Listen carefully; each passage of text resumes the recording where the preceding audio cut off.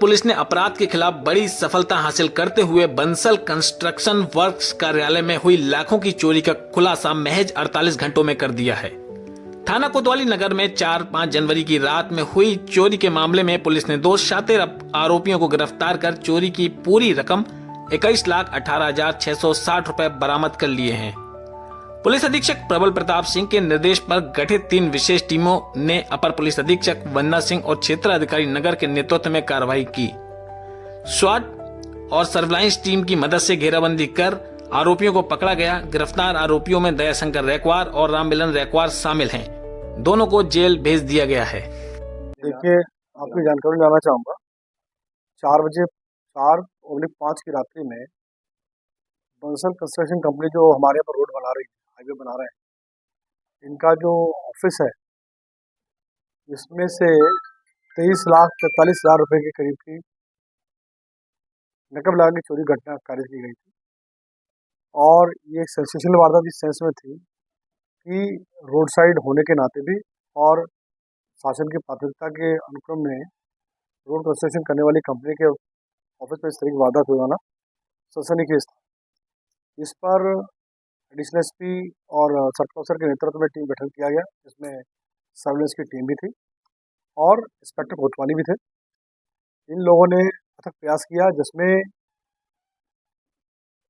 सबसे पहले दयाशंकर रखवार, जो कि प्लम्बर के रूप में और पेंट्री बॉय के रूप में काम करता था, इसमें उसकी गिरफ्तारी की गई। जानकारी में आया कि उसके द्वारा ये पैसा जो है, चूँकि उसको जानकारी थी किस जगह रखा जाता है, तो कटर से काट करके उसने पैसा निकाला था। इसमें कुछ जले नोट भी वहाँ पे मिले थे और इसके कब्जे से 10 लाख से ज़्यादा रुपए की बरामदगी इसके पास से हुई। इसके साथ में दूसरा जो इसका रिश्ते में मामा लगता है, राममिलन, बाकी रकम की बरामदगी उसके पास से हुई है। इस प्रकार कुल मिलाकर के 21,18,660 रुपये की बरामदगी की गई है। हमें बताया गया था कि लगभग 23,43,000 रुपये जो है टोटल वहाँ पर थे। अभी उसको पुनः गिनवाया जा रहा है। बहुत सारे नोट ऐसे जो अज्जले मिले हैं वहाँ पर, तो इस प्रकार से 100% बरामदगी कर ली गई है। तो सबसे उल्लेखनीय बात यह है कि वारदात करने के बाद ये बदमाश जो है पैसे के साथ में भागने की तैयारी कर रहे थे और उसी दरमियान वजीरे चौक के पीछे से इनकी गिरफ्तारी की गई है। और इससे भी इम्पोर्टेंट बात यह है कि ये किसी पैसे को डिस्पोज ऑफ नहीं कर पाए, तो सारा पैसा इनके पास से बरामद हुआ है और एज इट इज़ जो हमने आपके सामने पेश किया है वो वही पैसा जो उनके पास से बरामद है। इनका कोई आपराधिक इतिहास है? अभी देखिए, इनका कोई आपराधिक इतिहास पता नहीं चला है।